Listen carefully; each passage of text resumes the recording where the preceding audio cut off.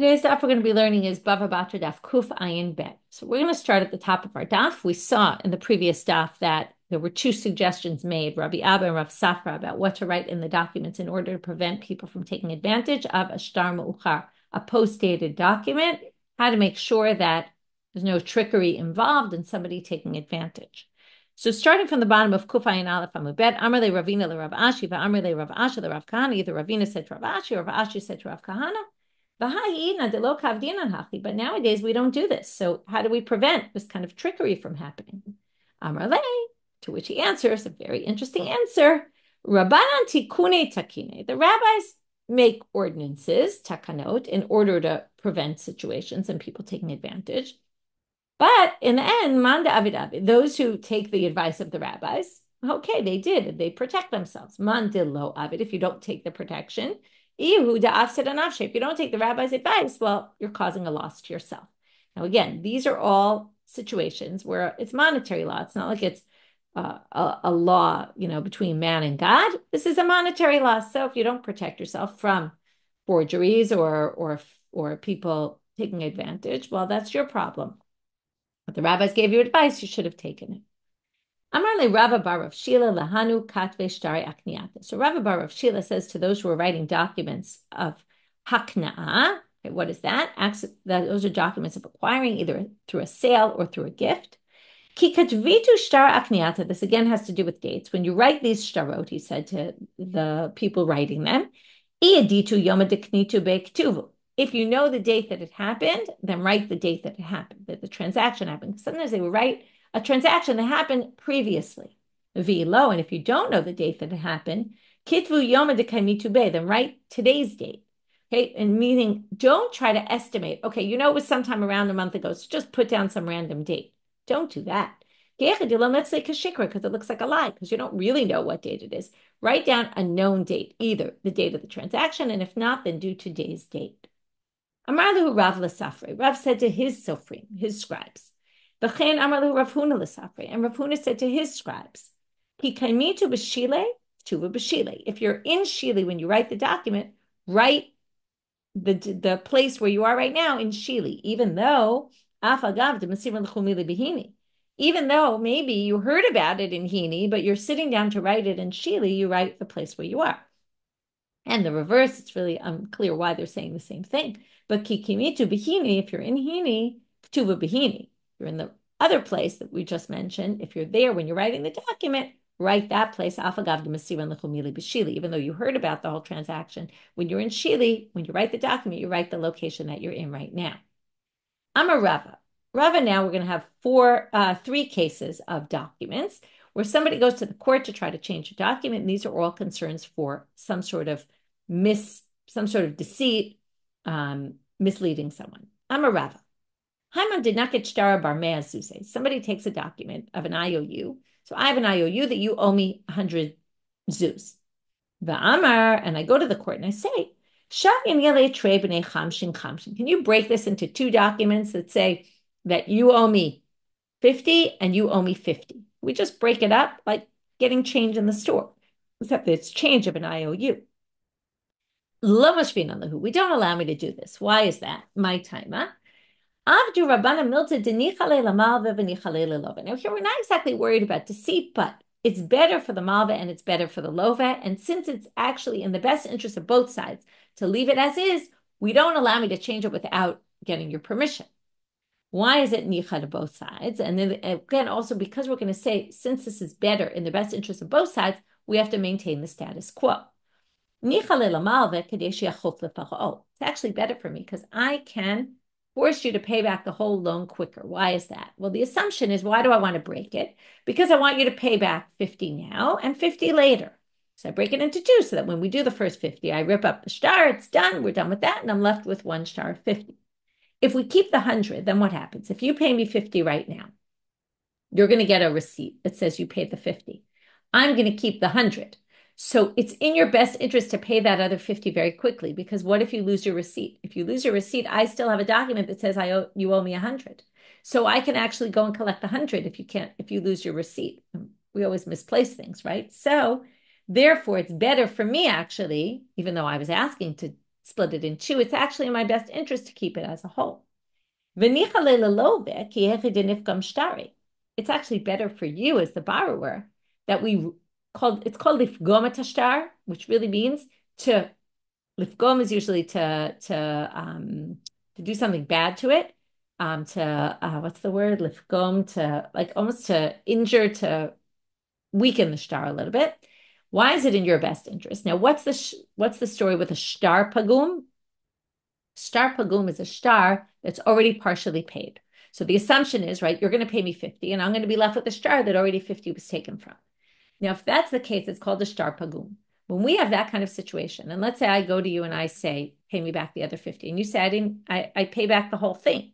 Since we already know the shtar was partially paid back, it weakens the shtar, and I would have to take an oath if I want to get that other 50 back. So that's why it's in your best interest, because I will, theoretically, if there's an issue down the road and an argument between us, you can actually make me take an oath, and I won't be able to get it unless I take an oath. So it's better for me to keep this bigger shtar because it weakens the shtar, which then gives you a stronger position if there's some disagreement. So therefore, we don't allow me to change the shtar. What if I want to do the reverse? I bring to court two documents that are worth 50 each, that say you owe me 50, two documents. And I say, I want you to turn it into one for 100. We don't let me do this either. Why? Because now we're going to have the reverse. It's the same idea. Because the rabbis, again, keep the status quo because it's good for both sides. And therefore, without the agreement of both sides, we're not going to allow it. Now, why is this? We're going to say it's good for the malveh so that we don't ruin the shtar. Now, again, it's better for the malveh because if I have two 50s and you pay back half, then I'm still left with my 50 shtar that hasn't been pagum at all, it hasn't been weakened. And then I won't have to take an oath about it. If we have a disagreement. And it's better for the loveh because then I won't be forcing you to pay back the loan, right? I won't end up with any if it's what's the issue with the loveh? If I have a shtar, two different shtarot, so the loveh has their shovar that basically says that the loan was paid back, or it doesn't even need a shovar in this case. In other words, there's no case of a shovar where all of a sudden the loveh is going to want to quickly pay back the loan because they'll be stuck. No, the first 50 is paid. We rip up the shtar and move on, and then it's just one more shtar of 50. So there's no pressure for the loveh there to try to rush the loveh into paying, and that's why it's in the best interest of the loveh, and that's why we don't do it. Third case, Amar Rav Ashi, Haiman denakit shtar bar mea zuzeh, v'amal shvinu ne'alecha bar chamshin. So somebody comes to court with a document that's 100, and goes to the court and says, listen, can you turn this into a 50? Okay, I say, listen, you owe me 50, you owe me 100, but I say to the court now she only owes me 50. Can you just give me a shtar for 50? Now, they don't know that you paid back or didn't pay back the 50. They just assume.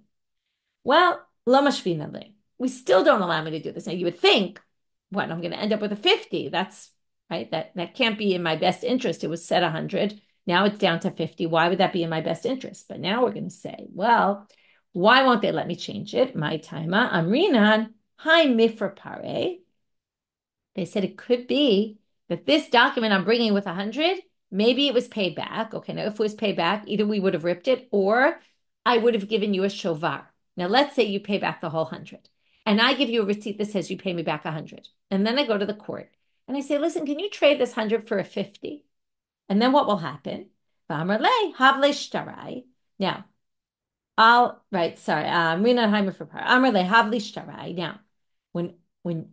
I say, I need you to pay me back the 100. Okay, I go to you and I say, hey, pay me back the 100.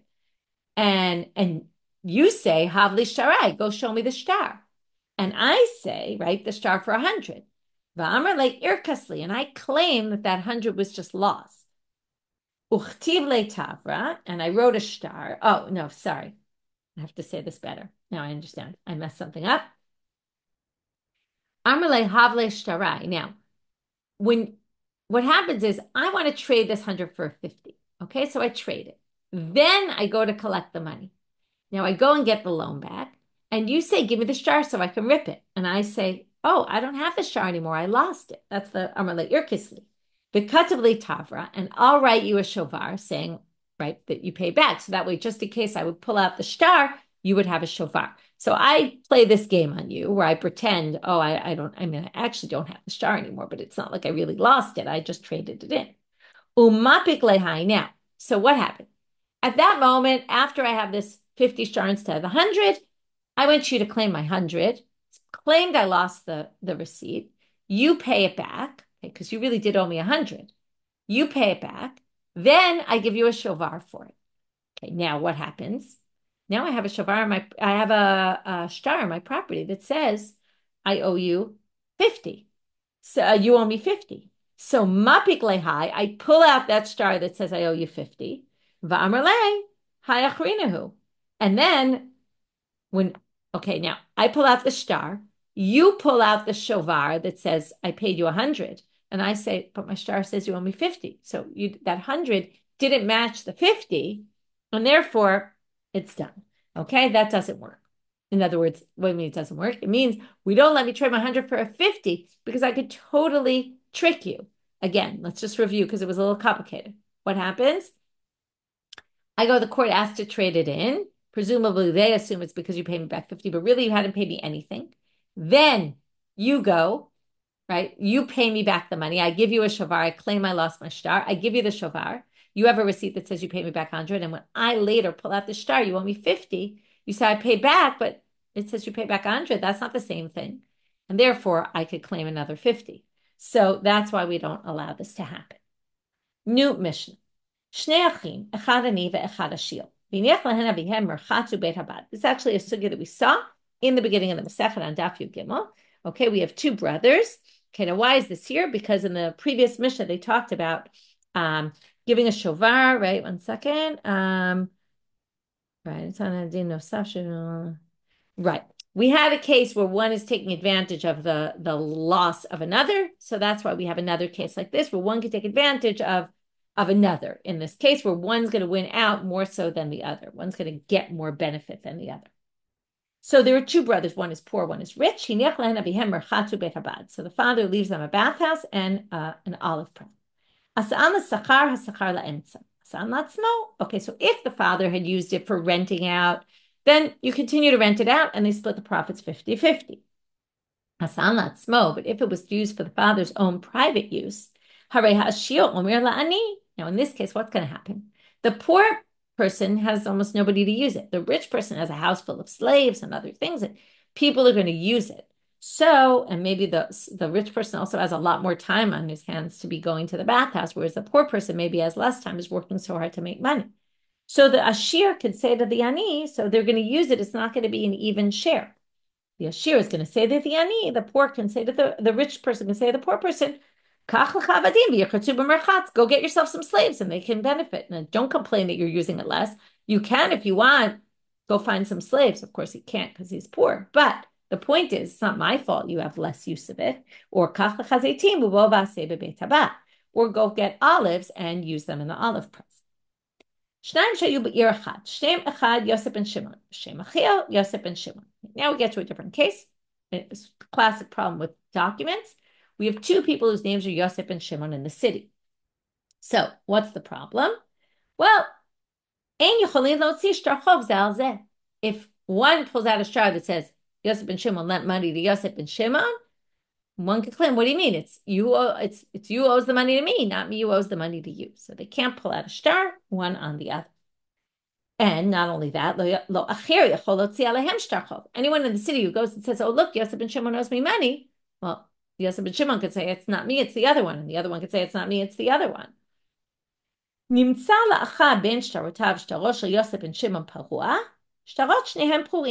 somebody has, a creditor, has a document that says that I was already paid back this loan by Yosef and Shimon, then any document, in other words, it's like a receipt, but it was, for whatever reason, in the hands of the creditor.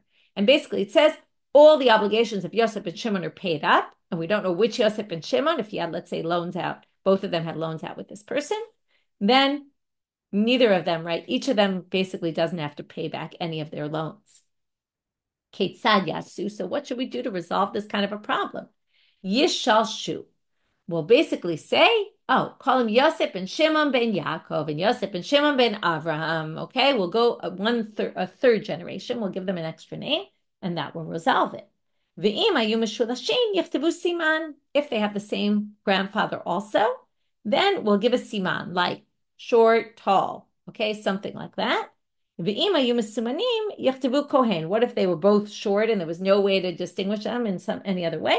So they would add Kohen or Levi or Yisrael or something like that to add something that differentiates them. Okay, what's interesting about this? It's kind of funny because it's when I was in high school, there was a girl whose name was Michelle Cohen, and we always got mixed up. Things got mixed up between us all the time. We actually used our middle initial. That was a good way to distinguish, which they obviously didn't have here, although it's similar to the Yishaleshu. And another way they distinguished us was Michelle Cohen short and Michelle Cohen tall. And that was another way. What was the major ramification of having the same name? Where did it become the worst issue? Well, one time I was with the principal and he opened my records and he saw it. There was a note from a teacher that had done something wrong or something. And I said, I didn't do, like, that wasn't me. And it turns out it was hers. So anyway, it wasn't such a big deal anyway. It was just the principal was making a big deal about it. And anyway, that's really, you can relate to this. And by the way, it was funny because Cohen really was not a distinguishing name. My brother John Cohen had a boy in his class also named Jonathan Cohen, and it created a lot of confusion. So anyway, you could see why there would be all this confusion. And here we're talking about how this relates to documents. So now the Gemara is going to start off with the story, and this is what we're going to deal with till the end of today's talk. There was a star that came to the court of Rav Huna. So the star said, I am Ploni, the son of Ploni. And I'm sorry, the star said, I, Ploni ben Ploni, borrow money from you. All it said was you, didn't say who the you was. So how do we deal with this? What do we do? So to which they said, I'm a Rav Huna. So turning now to Amabet, what's the problem? I bring a shtar to court and it says that you borrowed money from me, but it didn't say me. It said you borrowed money from you, it said. Right? It said your name. It was clear it was you who borrowed the money, but it wasn't clear it was me who the money was borrowed from. However, I did have the document, so why else did I have the document if it wasn't me? So Rav Huna says, Mimcha, afilu mirish galuta, afilu mishabar malka. Who's to say it's you? It could be from Rish Galuta, it could be from Shavar Malka, it could be from a whole bunch of different people. And this could have fallen on the floor, and I pick it up, and I just say, oh, look, it's an IOU. I'll just take it, and I'll go collect the money. So Rav Huna doesn't want to allow this jar to be collected. Amarle Rav Chisda the Rabba. Rav Chisda goes to Rabba and says to him, Huk ayin ba, you should go look into this sugya, because leorta, in the evening, baila Rav Huna minach. Rav Huna is going to ask you what you think about this. So go do your research. Okay, nafik dach be'eshkach. So Rabba went out, researched, and actually found Tanya that it says in a Braita, get sheyesh alav edim ve'ein bosman. If there's a get that has edim, but it doesn't have the date, Abba Shaul omel im katu bo gerashtia hayom kasher. Abba Shaul says, if it says gerashtia hayom, it's kasher. Okay, if it says that she was divorced today, it doesn't say what date, but it actually has a description of today she was divorced, as opposed to, like, maybe the get was written, there's no date, maybe it was never given. But here it says he divorced her today. It's not really a date, but it's a mention of a date. Hashil, it's good. Al mahayom, ahu yom adenafik be mashma. When you write this day, today, it's as if, right? It's like saying it went out on this day, and it's as if it has a date. Okay, what does that have to do with anything? Well, hachanami. Likewise here, mimcha me'ahu gaver denafik mitoteyade mashma. It says from you. It's not like it just says this person borrowed money and it didn't say from someone. It said from someone, even though it didn't specify who the person was. And we can assume it must have been you. And that already gives the shtar validity, like the Hayom. And then since you're the one holding it, it must be, right, which was me in this story. I'm holding it. It must be. It was in my property. Usually the one who borrows it keeps their shtar. The one who lends money keeps their shtar because they know if they lose it, they won't be able to get their money back. So Amalei Abaye. Abaye says, so Rabba basically wants to say, of course I can collect my loan from this document. against Rav Huna. So Abaye now comes to support Rav Huna's position and says, wait, you're trying to learn this from Abba Shaul, but Amar le Abaye, Dilma Abba Shaul ke Rabbi Elazar Svirle. It says Rabbi Elazar, it should be Rabbi Elazar, and you might remember this from big machloket in all throughout Masechet Gitin, Ede Mesira Karte or Ede Chatima Karte. Is it the ones who sign on the document, or is it the ones who witness the actual giving of the get? And if you say it's Ede Mesira, the ones who witness the actual giving of the get, the content of the get, whether it has zman or not, is a little bit less important. So Abba Shaul maybe holds that it's okay if it says Hayom, because he holds like Rabbi Elazar, who says Ede Mesira Karte. And in fact, the Gemara there says that the Rabbi Elazar accepts a document that doesn't have witnesses, because as long as Ede Mesira saw the witnesses go through, it goes through. And the Rashbam adds, it's a very famous Rashbam, when you learn Gitin, usually they quote this. It says here, just l'chihechi de Rabbi Elazar machshir le below edim mishum tamad edim mesira karte. Just like he says, without witnesses, it's okay, because it's really that you don't need witnesses signed. You need the witnesses who see the get being passed from the man to the wife. Hachanami machshir le below zman mishum haitai magufe. For that same reason, it must be that he doesn't really care about the time, the date in the get either, because it's really more important not the date in the get, but the get is given, and the witnesses see that the get is given, and therefore you can't learn from Rabbi Abba. That's specifically in that case where we don't really need, it's not important. But from there, you wouldn't necessarily learn to hear aval hacha lichush nefila. Here it says mimcha, and who knows that you're that I'm the mimcha? Maybe it was someone else and it fell from them. So Abaye says we really have to worry about this nefila, about that it fell from someone else and I picked it up, and therefore we don't allow me to collect. So Amar le, Rava answers it back, what are you talking about? Nefila lo cheshinan. We're not worried about documents falling from people. Like if I bring a document to court, we're not suspect that I picked it up from someone else.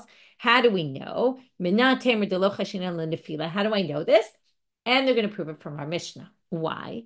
Not what it says in our Mishnah, but what it doesn't say in our Mishnah. Ditnan. It says in the Mishnah, Shnaim shayu be'ir achat. There were two people in the city. Shem echad Yosef and Shimon. V'shem acher Yosef and Shimon. It's two people with the same name. Einan yocholim latzi shtar chov zal zeh. One can't pull out an IOU for the other. And lo acher yachol lotzi alehem shtar chov. And no one can claim they owe money to them, because each one can always claim it's the other. But what doesn't it say? From here you can infer, Hem al achirim yicholim. They could actually pull out a shtar for somebody else. Va'amai. How can Yosef and Shimon pull out a shtar and say you owe me money to some random person, right? It says, Chanabat Rachel borrowed money from Yosef and Shimon, and he goes to Chanabat Rachel and says, here, you owe me money. Now, according to the Mishnah, he could do that. It didn't say he can't, but how could he? She could claim, I don't owe you the money, I owe the other Yosef and Shimon. And aren't we worried, Lenefila? Maybe I picked it up from the other Yosef and Shimon. Maybe he dropped it. Elalav shmami now, Lenefila lo chashinam. From here, it's clear. We're not worried about that. Well, Abaye, what's Abaye going to say? Why would he say we are worried about nefila? Nefila decha lo cheshina. We're not worried about nefila in our Mishnah, because it's in our Mishnah, it's only a concern that it fell from one Yosef and Shimon and got picked up from the other Yosef and Shimon. But lenefila de rabim cheshinan. But in the case that we're discussing right now, they're worried about it falling from anybody and being picked up by anybody, right? It's a mimcha. It has no name in it whatsoever. There we're worried that it maybe fell from any one of a million people, and therefore it could be I picked it up. But when it's two people with the same name and it's did one pick up the other one shtar, it's such a small chance of that happening that we're really not concerned for that. With that, we finish our daf. We're still in the middle of this discussion between Rabba, Abaye, and Rav Huna. So what we saw today was, first, this issue of the rabbis instituting ordinances and people not paying attention, people not doing them. Well, they're going to suffer if somebody cheats them. We had some other things about making sure to avoid things looking like cheating, or avoid situations where someone might take advantage of someone else, like by trading the 100 for 250s, 250s for 100, 100 for a 50, even though it looks like it's only in the best interest of the borrower, but actually it's really not. And then we got to the two brothers, one rich, one poor, one and ending up getting more than the other in that case. And then the two people with the same name and what they can or can't do. And from there, we got off on something else, which then they used as one of the sides tried to use our Mishnah as a proof, although it was somewhat rejected, about a shtar that came to court. And someone said, Ploni borrowed from you, it said. And the question is, can you claim to be the you or not? And can you collect money based on that? Rav Huna and Abaye said no, but Rava actually said yes. That will finish for today. Wishing everyone a Shabbat Shalom and a Shavua Tov.